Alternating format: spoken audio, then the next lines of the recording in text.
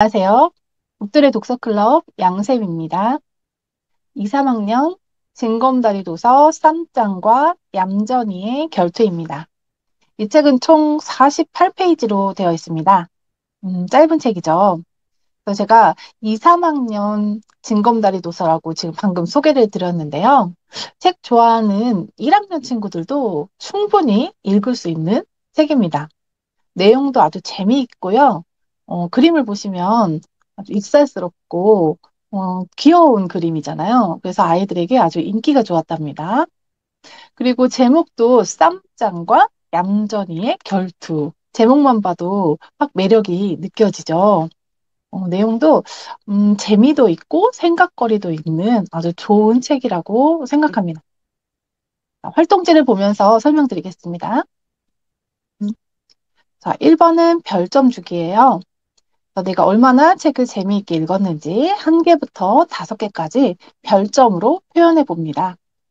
글밥이 적당하고 에피소드가 짧고 재미있게 이어져 있어서 아이들에게 아주 좋은 평가를 받았던 도서입니다. 2번은요, 책의 내용을 설명하는 중심 단어를 3개 이상 선정해 보아요. 이제 책에 나오는 단어 중에서 중심 단어, 그러니까 중요한 단어를 한번 찾아보게끔 합니다.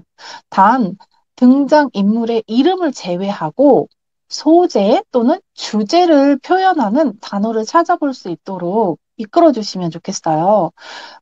이렇게 등장인물은 우리 빼고 중요한 단어를 찾아보자라고 이야기를 먼저 단서를 주지 않으면 우리 친구들이, 저학년 친구들은 중요한 단어가 뭐가 있을까라고 생각하다가 주인공 또는 등장인물들의 이름을 많이 채워넣거든요.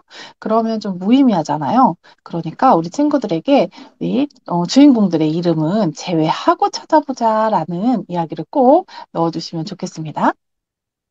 자, 3번은요, 등장인물의 성격을 파악해보는 질문입니다. 책을 읽는 중요한 이유 가운데 하나는 사람의 성격을 잘 관찰하는 것이라고 생각해요. 그래서 주인공, 그리고 주변 인물들의 성격을 잘 보는 것이에요. 저는 우리 친구들에게 이렇게 등장인물의 성격을 파악할 때 꼭 이야기하는 게 있어요. 당부하는 것. 사람은 누구든지 한 가지 면만 가지고 있지는 않다. 즉, 단면적이지 않아요.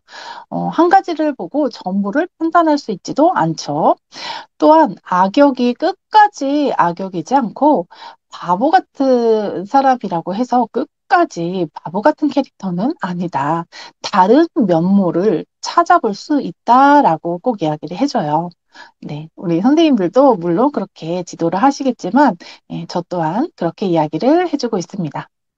또 한 가지를 덧붙이자면, 사람의 성격을 파악할 때는 그 사람이 평소에 하는 말, 그리고 생각, 그리고 행동을 통해서 성격이 드러난다. 이런 이야기도 꼭 이야기해주고 있습니다. 네, 4번은요, 책 속 내용에 대한 적용 질문입니다. 나라면 어떻게 했을까라는 질문은 책의 몰입도를 높여주고 스스로를 좀 돌아볼 수 있는, 나에 대해서, 나 자신에 대해서 생각해 볼 수 있는 계기가 되지요. 그래서 책 속의 한 장면에 대해서 정말 이 주인공은 이렇게 행동했는데 나는 어땠을까라고 생각해 보는 항목입니다. 자, 5번도 역시 그래요. 쌈짱이라는 캐릭터가 결투 신청을 했어요. 얌전이한테. 근데 얌전이가 좀 힘이 약해요. 캐릭터 이름에서도 볼 수 있듯이 얌전하고 힘도 약하답니다. 근데 얌전이가 아주 지혜와 꾀를 발휘해서 둘이 좀 친해지거든요. 네, 얌전이는 힘이 약한 대신 지혜와 꾀, 그리고 여유를 갖고 쌈짱이를 대했어요.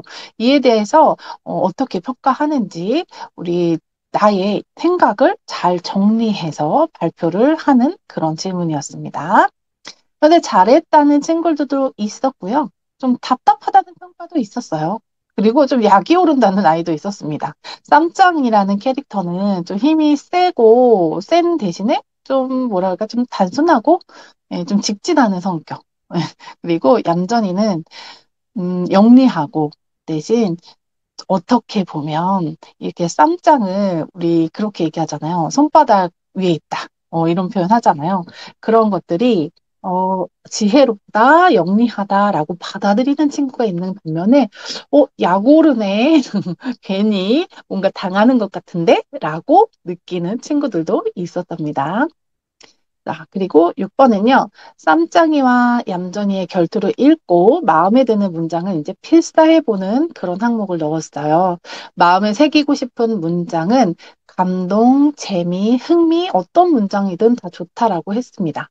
꼭 감동적인 문장, 꼭 멋있는 문장을 고를 필요는 없다. 라고 해서 좀 부담감을 덜어주었습니다. 그 책을 읽으면서 한 문장 정도는 이렇게 베껴 쓰는 이렇게 필사하는 습관을 갖도록 권유해 보았습니다. 네, 마지막 질문으로는요. 이 책을 읽고 나는 어떤 깨달음, 교훈, 느낌을 받았는지 친구들하고 함께 이야기를 나누는 질문으로 마무리를 했어요. 창작 동화는 사실 교훈이나 가르침, 이 깨달음을 느끼기 참 어렵죠.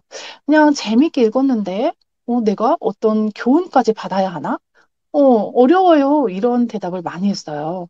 그럴 때는 주인공들의 행동을 되짚어보자. 어떻게 행동했지?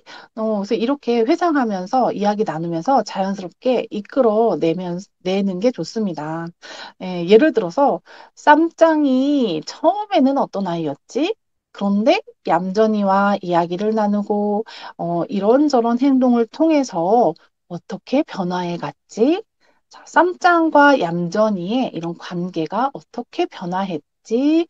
이런 것들을 좀 이야기를 조금 더 자세하게 나누면서 그래서 작가는 우리 어린이들에게 어떤 이야기를 들려주고 싶었던 걸까라고 하면서 나의 생각을 묻고 답하면서 정리해 보면 되겠습니다.